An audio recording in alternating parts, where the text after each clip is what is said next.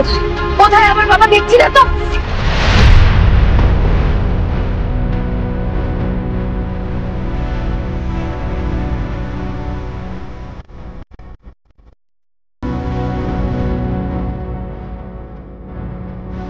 দাঁড়াতে চলে যাচ্ছে কেন?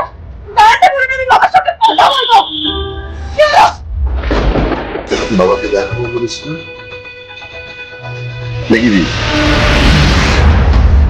কথা বলতে চাইলে তার জন্য যে একটা ইম্পর্টেন্ট কাজ করতে হবে কম্পাস। কথা বলছি না, কথা আপনি বলেছিলেন দূর থেকে দেখানোর নয়, সামনাসামনি দেখা করানোর কথা ছিল। কম্পাস